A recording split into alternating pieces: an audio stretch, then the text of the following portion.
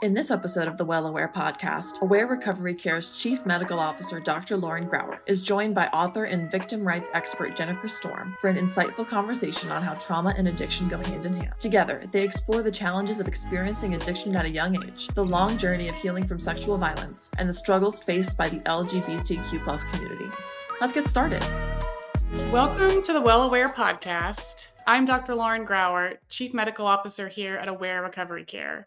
And today I'm so excited to be joined by Jennifer Storm, who's an international public speaker, best-selling author, victims' rights expert with over 25 years in active recovery.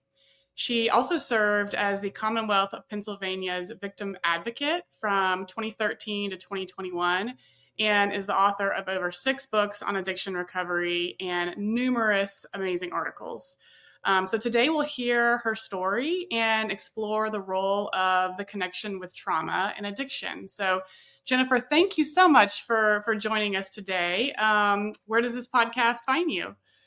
Well, thank you so much for having me. It's very exciting. I'm in Camp Hill, Pennsylvania, so right outside of Harrisburg, which is the capital city of Pennsylvania, so between Pittsburgh and Philly. Wonderful, wonderful. You must have very cloudy weather like we do here on the East Coast. Yes, my allergies have been going berserk this morning. It's, I would like to see the sun again. That would be nice. Yeah. Well, to start off, can you just give our listeners an overview of your life story and kind of how you got from point A to point Z? Because it's such an amazing evolution, and I can't do it justice, but I'd love folks to hear just in your own words kind of what got you to where you are today. Of course. And thank you. And I realize I need to update my bio because I now have over 27 years of active recovery. And I always forget I have to go into my bio every year and update that. So I came from a family of some pretty significant addiction and alcohol kind of issues. So there was that, predisposition there, if you will.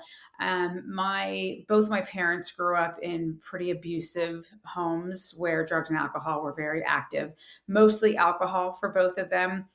And so they did really found each other at an early age and really tried to kind of vow that they weren't going to, subject their kids to that. And so 2 of my brothers were born, and then I was the third child. And my mother also suffered from some pretty significant mental health issues. What I know now is just untreated trauma. They both did. They didn't have the tools or the language with how to explain what they had experienced. My childhood was normal-ish. We moved around a lot. I was a really bright kid. I loved writing. I wrote my first book in 4th grade. I was a straight A student. And then I had this really traumatic thing happen when I was 12 years old. And I was raped. And it kind of just completely eviscerated what I thought I knew to my life to be. And I just kind of naturally started reaching for alcohol as a way to cope. It was readily available. I was raped in 1987. So the world was very different then. We didn't have rape crisis advocates. We didn't have the kind of awareness we have today. And things like alcohol and drugs were pretty readily accessible. And so I had no understanding of what I had gone through. My family couldn't talk about it. They didn't want to talk about it. And so I was kind of left with all of this, all of these feelings, and I didn't know what to do with them. And I didn't know how to process this massive, impactful thing that happened to me. And all of the societal responses to what happened to me were negative. So I kept getting this kind of reinforcement of, don't talk about this. This was your fault, And so I dove directly into alcohol to cope. And that then quickly progressed to marijuana, which then progressed to pills. I would basically take anything somebody put in front of me to numb the feelings I was having. And so that quickly kind of escalated into more significant drugs. I was a blackout drunk from the first time I drank, I blacked out. I had this real vast capacity to intake, but then I would completely black out. And that became, a kind of experience that was really dangerous for me. I was assaulted 2 more times. And so someone had introduced me to cocaine. And what I found in cocaine is that it allowed me to drink as much as I wanted, which was always my primary kind of drug of choice. but I didn't black out, right? If I did enough cocaine, it kind of balanced it out that I didn't lose cognitive thinking. I didn't lose my memory. And I was more, most importantly, in control of like my body, right? And so I got really pretty heavily addicted to cocaine around age 15. And that progressed into crack cocaine at 17. I had a lot of losses. I lost family members, friends. So a lot of additional trauma that was just continuously being layered on top of the already existing trauma that I had. I had confided in someone for the first time, and this was like my best friend when we were 15. And she had a similar experience. So we kind of like found solace in one another.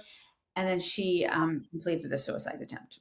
Oh my goodness. Yeah. So it ended up being like just, first of all, a horrific traumatic experience.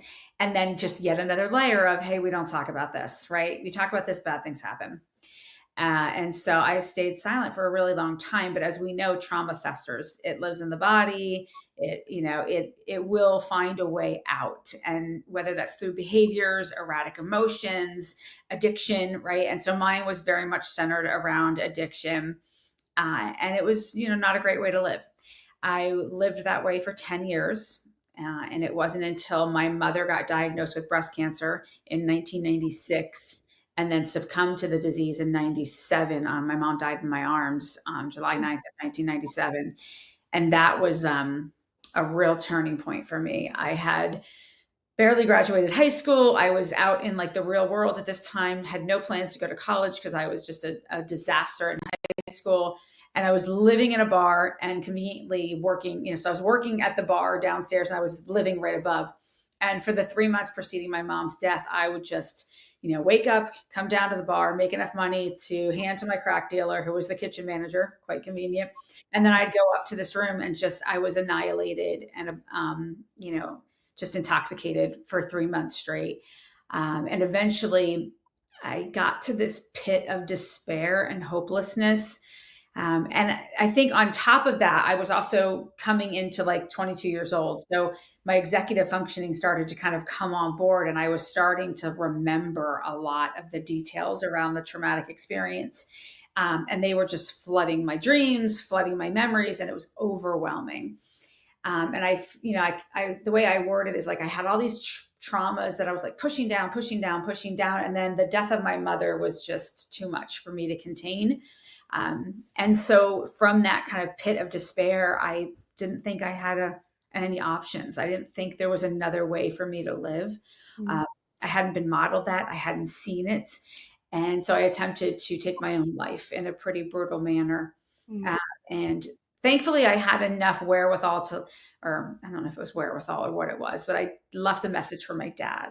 At this point, my father was still alive and he had remarried my stepmother, and I left a message on their machine, and that prompted my dad to call my brothers, who were also like very deep in their own addictions. They were at a bar at the time they got the call, and they kind of rushed over, broke down my door, and they were able to save my life. They kind of got there right in the nick of time and took me to a hospital. And when I woke up in the psych ward, because that's, where they put you when you do things like that, I had this different feeling. And, I described it, maybe it was a moment of clarity, a spiritual awakening, right? We don't know what it is, that thing that just says, hey, this isn't working. And for whatever reason, I had the gift of knowing that I was never going to have to live like that again. I didn't know how I was going to do it, but I knew in the moment that I woke up that because I was alive, I was like, okay, there's something else. I got to find this something else. I don't know what it is. And when my intake person came in, she really kind of looked at me and she said, you don't need our services. You need to go to drug and alcohol rehab. And interestingly enough, she was right, but she was also wrong. So I went to a 28-day rehab. And that was really the first time I was like, okay, drugs and alcohol are my problem. Up until that point, they were my solution, right? And nobody could tell me otherwise. You were not taking my solution away from me because it was how I functioned and survived. But when I got to rehab, it wasn't trauma informed. There was really no space for me to talk about the traumas that I had experienced. Mm. And so it was good in the sense that I learned the structural foundation of 12 steps. I understood, very, very intuitively that these things were problematic. But what I didn't get in therapy, other than meetings, were replacement coping mechanisms for the trauma, for the pain, for the suffering that, was constantly coming up. Mm-hmm. And this girl came into rehab, and, much like they do, they bring people in who have successfully completed. And she said this thing to me that it still sticks to me. I say it all the time. I use it in every lecture I give. And that was that her secrets kept her sick. And in that moment was when I realized, like, oh, okay, I have to figure out a way to unpack all this baggage inside of me. I'm going to have to deal with all this.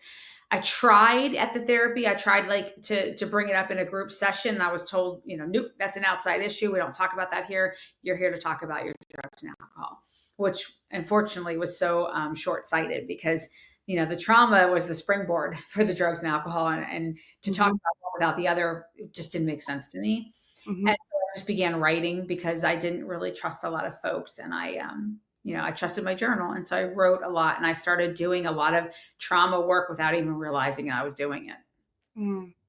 Gosh, I mean, hearing your story, what I'm thinking in my mind is that some people have such a disproportionate amount of trauma in their life compared to other people. And I mean, the most heartbreaking part to me is hearing about your friend, because who committed suicide, because that must have sent a message to you as a teenager. This is what happens when people talk about trauma, which is we know the opposite really message, but what a devastating message to kind of internalize as a teenager. Oh, for sure. It was just, and it's, I had complex PTSD. I didn't know what that was at the time. Right now, 27 years later, looking and having the information that I have, and the training and the education, now I know what I was experiencing. But at the time I had no idea. It was just another thing to fear, and another mechanism to keep me quiet. Yeah. Well, can you talk a little bit, I think one of the, there's so many fascinating and heartbreaking aspects of your story, and there's more and more teen addiction that I'm seeing as a physician. And I think there are some really unique aspects to teen addiction that differ from adults. And you've kind of touched a little bit on that, kind of a different, a lack of awareness, a lack of sense of self. What in your experience, kind of struggling with addiction as a young teenager and older teenager, would you say is unique to teen addiction that we should be mindful of as providers and as family members? I mean, when you think about what trauma does to the brain, right? It literally like separates the brain. So like if you have your reptilian brain here, which is your feelings based, right? And here's your executive functioning, trauma disrupts the connection between those two sides. And so for many people, they cannot associate what they're feeling to the actual events surrounding the traumatic experience without a really good trained counselor, right? Without some really good work. And when you're younger, your frontal lobe is kind of not fully attached anyway, and drugs and alcohol have a similar impact on the brain. So when you layer all of that on top, the brain's synapses are not firing. And so as a young person, especially, this is why young people live in their feelings, right? It's all reptilian brain. It's, feelings are exaggerated. It's why people call children dramatic and teens dramatic. And it's like, we're not dramatic. We're just feeling all the feels and not knowing what to do with that. So that's like normal adolescence. And then you layer in trauma, and then you layer in substance use, and it just exacerbates that. And so oftentimes young people's, their responses are really misunderstood, and they're mislabeled, they're misdiagnosed. And oftentimes at the base level, you're dealing with an individual who's probably had some type of traumatic incident, but it's being labeled something different, right? Depression, anxiety, maybe they've started engaging in violent behavior. I know for me, I was very promiscuous, which is a very common response to being sexually assaulted at a very, very early age. but it wasn't a red flag for anybody other than like, oh, this girl's just kind of promiscuous and, add all those horrible names that people call you.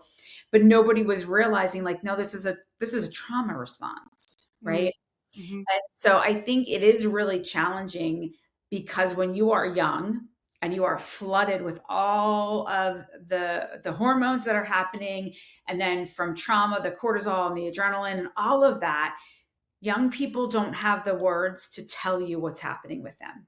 Mm-hmm. It will show you, right? They're living very much in action and response.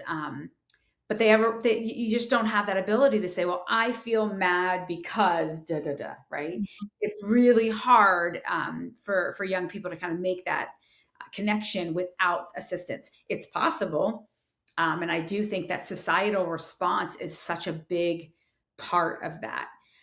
We know that the way we respond to a traumatic experience will shape the way that person then kind of either thrives or suffers in the aftermath of that traumatic experience. Mm-hmm. And unfortunately, we have gotten it wrong more than we've gotten it right. Mm-hmm. And young people are either not believed, they're dismissed, they're shushed, they're silenced, they are accused. They, instead of seeking to understand what happened to that person, it's more about labeling and shaming and blaming the behavior that's stemming from that thing that happened. Mm-hmm. That's kind of why I've dedicated the last 20 some years of my life to creating trauma-informed systems, trauma-informed communities, and just helping people understand what it means to be trauma-informed. It's not that hard. It's just a shift in the way that we think, and it's a shift in the way we respond. You're really ahead of your time, I would say, in terms of even the medical community, because American Society of Addiction Medicine just put out their new criteria earlier this year. And the big shift they made, I would say, is a focus on trauma-informed care and saying, it's not enough to be a trauma-capable addiction treatment. You really need to be trauma-informed, meaning you have the expert resources to treat both trauma, PTSD, and addiction at the same time. To your point, you can't treat them both in silos. One can't come before the other. And now that is just now becoming kind of mainstream addiction treatment knowledge, but you really predated that. And it sounds like have really made an effort to bring that into mainstream society. Yeah, like I said, it's just become like a strong passion of mine. In fact, I was working with a film crew on a documentary prior to COVID, and the whole premise of the documentary was to highlight how addiction treatment facilities were not trauma informed. They didn't understand it. They didn't get it. And without having that knowledge, you're really setting people up for failure. Yeah. And it was known back in the day that you couldn't, like you said, you couldn't treat them on a parallel track. And the damage that was done there, the fact that I'm in a rehab and I can't talk about the causation of my use. Mm-hmm. How am I? Okay, so abstinence alone is not gonna. That's what I call it as a Band-Aid on a bullet wound. I still have a gaping injury, and at some point, that Band-Aid is going to fly off because I'm going to be triggered. Something's going to happen in my environment, and I'm not going to have the coping skills to deal with it. So, of course, I'm going to revert to what works, which is my maladaptive coping mechanisms. So I'm really grateful that we are finally, at this place, because when we were filming the documentary, we couldn't find a facility. So we worked with the Cairn Foundation in Berks County. They were slowly starting to understand it. And then ironically enough, the only other place, because a lot of places said they were trauma informed. And when you peel back the layers, it just meant they did a PTSD evaluation and then referred the person out. And I'm like, yeah, that's so not trauma informed. But ironically enough, the other person that was really speaking this language before anyone was listening was Steven Tyler of Aerosmith. Mm. He actually has a foundation. It's called Janie's Fund, where, his backstory, and ironically, it ties back to the Cairn Foundation in Berks County, because that was one of the first rehabs he ever went to. And when he went to that rehab, he was there with a young girl who had been raped repeatedly by a family member. And it's what sprung the lyrics for Janie's Got a Gun. Wow. That's where that song comes from. And what he kind of got really passionate about very early on is he understood, like, oh, there's a connection between sexual violence and substance use. and I'm going to actually like use my money to help that. And so he has had pockets of programs for young girls dealing with trauma and substance use. It's fascinating. Yes, what a fascinating backstory. Yeah. Gosh, I had no idea. One thing I see, and you talk a lot about this, where at one point where my patients really struggle is folks who are new in recovery, who have more raw emotions. They're feeling their emotions as an adult for the first time, but yet they haven't developed those recurrence prevention skills to handle those emotions. What would you, and we know those are so key. I mean, even as a doctor, I say skills over pills. You got to have the skills in place that medicines can supplement or augment. But do you have any like really basic, easy advice for folks who are early in recovery who maybe have not mastered or found a skill that works for them yet? Like, hey, step one, just try doing this, for Yeah. instance. Well, I think first and foremost, and I'm sure as a clinician, you know this, you can't medicate trauma. Right. There really isn't a medicine that works for trauma, and nor is there really, like oftentimes cognitive behavioral therapy is utilized. That doesn't really get to trauma either. So I think we've unfortunately used a lot of mechanisms that haven't worked. And then the absence of that working is really frustrating. And so oftentimes people then revert back to what works. I've thought a lot about this. Obviously, I've trained about this for a long time, and I developed a curriculum around this. And it really is just recognizing like, okay, these are coping mechanisms that you have, albeit they're maladaptive. They have worked for a period of time. They are a survival mechanism. So let's look at the reasons why we're using, right? And let's peel back those layers. And so through my course, we learn about trauma. I educate about the brain so that people can have an operational understanding. I think there is so much power when someone knows what's going on in their body. I know for me, understanding neuroscience on a very basic level, understanding how my brain was operating, it was so light bulby. And it was also like, it almost like released me from the burden of my own destruction, if that makes sense. It's kind of similar to like the steps of 12 steps, right? Like once I realized I was powerless over drugs and alcohol, and it was that first drink, I was like, oh, okay, that makes sense. But now what we have to do is go beyond that and say, what happens before you're propelled to take the first pill, the first drink? Because that's the intervention part, right? It's not after. But you have to know what traumatic experiences you have suffered. And then you have to understand your trauma so that you can understand the triggers. So what's going to propel me? What are the things in my environment, the people, places, things, the sounds? What are the senses? We know trauma triggers are usually based around the senses because of the way the brain stores memory and what happens when the brain is kind of dysfunctioning in that way. And so you slowly educate individuals, and then you give them the power and the tools to make different decisions. And a lot of trauma is somatic. And so if you're not incorporating some type of somatic discharge, if you will, you're not going to really fully aid that person. Talk therapy is good, but somatic therapy is better in so many ways because that trauma is stored in our body. And so things like trauma-informed yoga, teaching individuals that exercise actually really is one of the single best empowering things that you could have. Because I know for me, from my experiences, I had a lot of rage and I had a lot of anger. And I couldn't talk through that. Like talking didn't get it out. Screaming didn't get it out. It just exhausted me. And then I was still left with all this ick inside of me. Mm-hmm. And it wasn't until I was working homicide in the early part of my career. And I was not only dealing with my own trauma, but then I was vicariously taking in all this other trauma. And it was so stored in my body. And I discovered running, kind of accidentally discovered running. And what I realized is when I ran at the end of that, I was like, oh, like I can breathe. I feel better. And so I have started to use exercise as, I call it my synthesizer. It helps me like wring out my emotions in this physical way that I couldn't do in any other way. So exercise is huge. making sure people have the ability to kind of go back into their bodies. So focusing on breathing, meditation, these things really, really work for those who have experienced trauma. So I think it's, working with that individual, understanding what is the why behind their use, and then slowly replacing the maladaptive coping mechanisms with healthy coping mechanisms.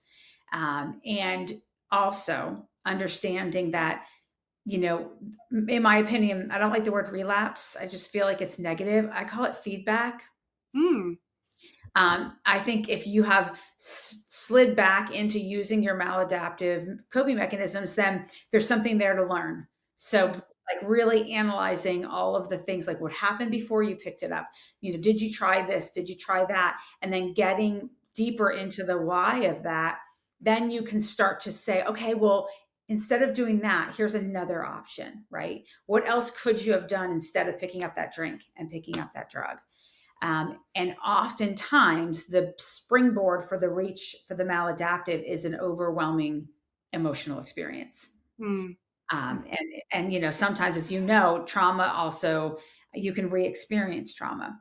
And oftentimes people don't know that that's what's happening. And so they think they're losing their mind, they're overwhelmed, their, anxiety goes through the roof, and the only solution feels like the one that numbs. Mm-hmm. And there are other solutions. So it's like slowly in my program, abstinence is not a requirement. I don't think you can take somebody's maladaptive coping mechanism away from them until you replace a new one with a healthy coping. And then you have to give that person the time to exercise that healthy coping mechanism. They've got to practice it. It's not like, okay, go to 90 and 90 and that's your solution. It's a part and can be for some people, but then you have to practice that. Yeah. And you get used to this like new reality and this new normal. And so I think it has to be intentional, and you have to really give a lot of grace, which unfortunately, we don't necessarily do that in our society for those who are suffering. Well, and I want to put a pin in what you said about looking at a return to use, a recurrence, a relapse as a learning opportunity, and not. I think one of your articles you talked about the key is understanding somebody's behavior and not judging it and not putting a label on it. And so I love that idea. And this is what I tell our patients as well. Like, look at your return to use as what can we learn from this? There's a lot of really important, helpful information that will inform you moving forward versus I'm a weak, terrible, bad person. No, like this is a really great, it's an important opportunity to learn more about your relationship with fill in the blank thing. And so I love hearing you reflect that as well, because I think we don't say that enough, when we talk about people's return to use. It's feedback, not failure. And like that's what I tell folks that I work with. Like, there's information here that's vital to the success of your long-term, well-being. So let's dive in. What is it? What's going on? I love that. I love that feedback. That's good. That's good. Well, Jennifer, I could talk to you all morning. Selfishly, I'm like, oh my gosh, we've been talking for so long already. But I do want to ask you, as we're starting to wrap up, first of all, I want to deeply thank you for sharing your story, because it's not often you hear somebody who has been through so many painful things be able to share it in such a vulnerable and open way. So deep thanks there from a psychiatrist. But also you're so well-spoken and knowledgeable. Is there anything else that you would like our listeners to know, or the public in general, as we're wrapping up today? It's an intentionally open-ended question as a psychiatrist, but anything else we didn't touch on where you're like, gosh, yes, people should know this? Yeah. I think people tend to, think that it's too much work. When I've gone into communities, because I consult with communities, and I'll go in and talk about what does it mean to be trauma informed? What does a trauma informed county look like, or a trauma informed system look like? And folks, the first question they always say is, it's too expensive. We don't have the time. We don't have the money. And it doesn't take, first of all, it doesn't really take a lot of money. I mean, the training aspect, sure, could require money, but it just takes an openness to understand how to speak differently about these things. right? And shifting from seeking to blame and shame to seeking to understand. Becoming trauma informed is not some, degree that you have to go get. It's just a foundational knowledge base that if you have that, and then you're communicating with other people in your community, right? That's the biggest thing, especially when I go in to do systems work. Oftentimes, I'll be sitting in a room with all the system delivery folks and they've never sat in a room together. And I'm like, this is problematic because you all need one another, because, you can't be everything to your client. Just like, like a person who's a probation officer can't be a therapist, can't be a social worker. They can't do all those things, but they can get to know the folks in their community who do and who are doing it right and doing it well. And so that when they're making those referrals, the door that person is knocking on becomes a friendly, healing door and not a slammed door, right? How often do we hear clients go back into their maladaptive coping mechanisms because the system didn't respond well? Like that counselor didn't understand didn't understand trauma. And so it was a negative experience, or they were knocking on all the wrong doors because like the referral list that they got from their county PO didn't even have accurate information, right? So it is actually easier than I think people think. It just requires collaboration and communication. But when you do that, the difference in people's lives is dramatic. Well, thank you so much for joining us on the Well Aware podcast.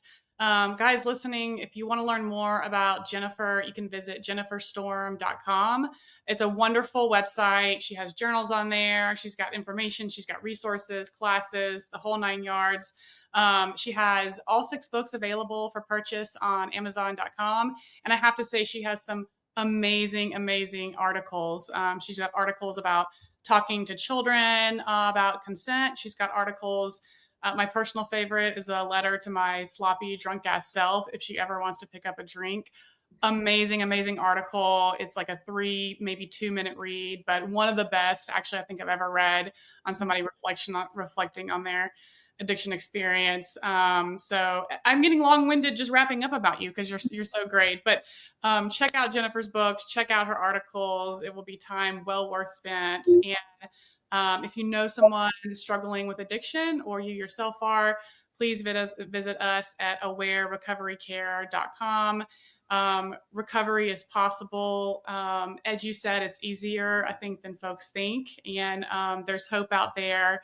And recovery, hope, it's all possible. Don't hesitate to reach out for help today, and check out Jennifer's amazing collection of resources. And that's all for today.